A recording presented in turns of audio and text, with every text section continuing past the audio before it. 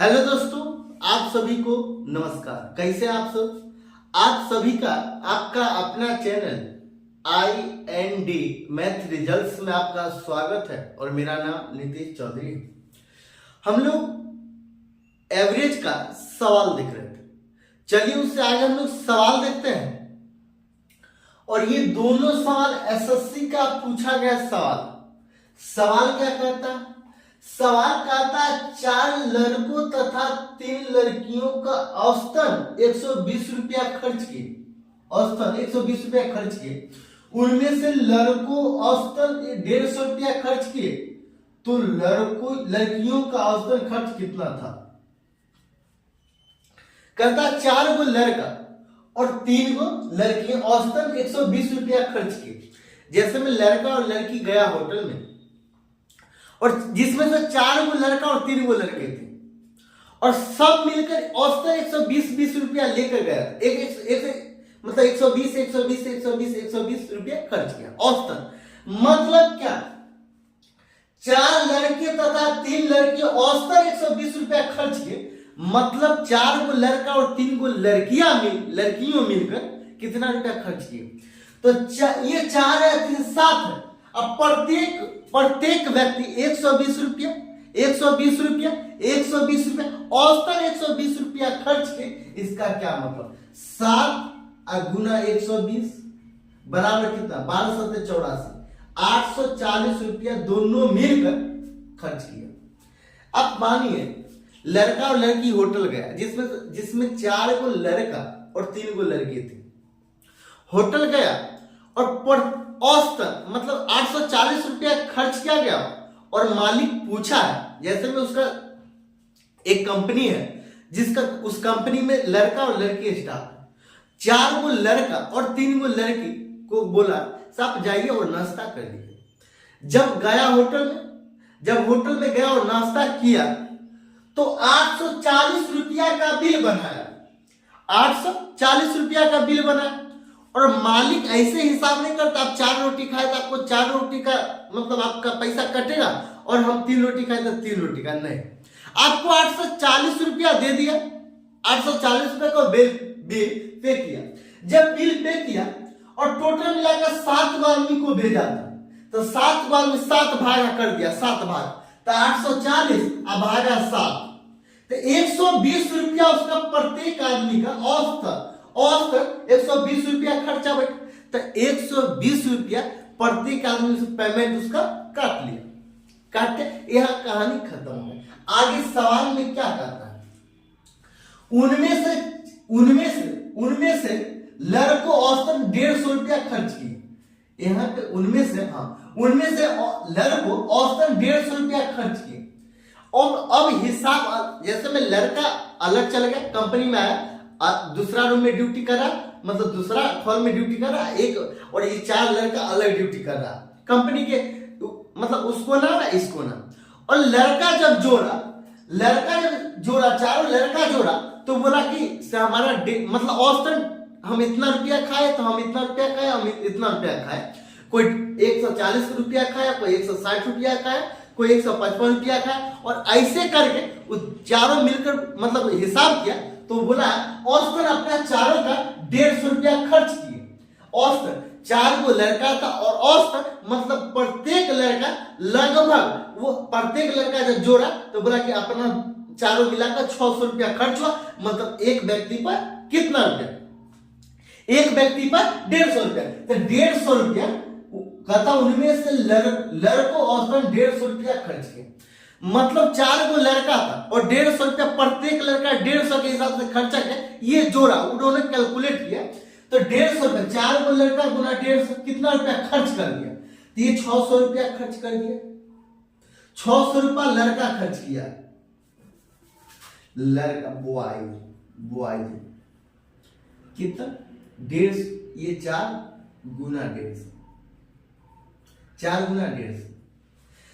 बताइए टोटल मिलाकर 840 रुपया खर्चा हुआ।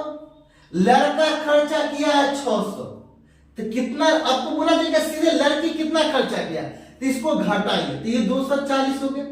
ये 240 रुपया का नाश्ता किया 3 गो मिलकर लड़की। तो आपको सवाल में पूछा है आपको लड़कियों का औसतन खर्च कितना था। टोटल खर्चा लड़का खर्चा कितना क्या है 600, तो आपको बोला जाएगा लड़का का कितना रुपया औसतन खर्च, औसतन 150 रुपया खर्च है, सवाल में दे ही दिया। टोटल खर्चा दे ही दिया, टोटल खर्चा 840 रुपया लड़का और लड़की दोनों मिलाकर, तो बोला यहाँ पे आप सवाल में गए लड़कियों का औसतन खर्च कितना है 240 रुपया, तीन को मिलकर लड़की खर्च के, तो ये औसत बराबर फॉर्मूला क्या होता है, औसत बराबर फॉर्मूला था सम, ये 240 कितना लड़के कितनी लड़की है 3 को, तो ये 80 रुपया खर्च किया औसत। यही आंसर। आपको ये कैसा लगा, आपको समझ में आया या नहीं है? हम लोग आपको अगर समझ में रहता फिर से देखेंगे सवाल क्या कहता है। सवाल कहता है 4 लड़कों तथा 3 लड़कियों औसत 120 रुपया खर्च किए। 4 गो लड़का 3 गो लड़कियां मतलब 7 गो, और 7 गो का औसतन 120 रुपया खर्च हुआ, तो मतलब इसका कहने का ये मतलब है 120 रुपया 120 रुपया 100 मिलकर 7 गुना 120 840 रुपया खर्च किया टोटल मिला। लेकिन सवाल में आगे कहता उनमें से लड़कों औसतन 150 रुपया खर्च करते हैं। लड़कों का खर्च औसतन 150 रुपया, मतलब प्रत्येक लड़का 150 के हिसाब से खर्च किया है, मतलब नाश्ता किया 150 के हिसाब से, तो 4 गो लड़का मतलब 600 का नाश्ता तो लड़का कर लिया, 600 का नाश्ता, और टोटल रुपया खर्चा 840, तो कितना बचा ये 240 बचा। जब 240 रुपया आपको बच गया तो उसमें कितना रुपया सब मतलब 240 रुपया कौन खर्च किया लड़के, और लड़की कितना, लड़की हमारे पास 3 गो है, तो ये 3 से भाग दे देंगे तो औसतन 80 रुपया खर्च हुआ लड़की का। अगला सवाल क्या कहता, अगला सवाल कहता 6 मेजें और 12 कुर्सियां, ये सेम सवाल, डाटा और थोड़ा सा लैंग्वेज चाहिए, सेम सवाल। आप यकीन मानिए ये सवाल और ये सवाल थोड़ा सा भी अंतर है। देखिए कहता है 6 मेज और 12 कुर्सियां 7800 रुपया में खरीदा, 6 गो मेज और 12 कुर्सियां 7800 रुपया में खरीदा। यदि एक मेज का औसत मूल्य 750 रुपया है, एक मेज का एक टेबल का औसत रुपया 750 रुपया है, तो हम लोग कितना मेज खरीदे, हम लोग कितना मेज खरीदे, हम लोग 6 गो मेज खरीदे, 6 गो मेज खरीदे, तो 6 मेज 6 टेबल का मूल्य कितना हो जाएगा, तो ये 6 गुना 750, ये 742 अब 50 6 का 300, मतलब ये 4500, ये 4500 रुपया का खाली मेज खरीदा गया। टोटल 6 गो मेज और 12 कुर्सियां मिलाकर 7800 रुपया हमने खर्च किया, जिसमें से मेज सिर्फ 4500 रुपया का खरीदा गया। मेज कितना का हुआ 4500 का, टोटल है 7800, जिसमें से 4500 का मेज खरीदा गया।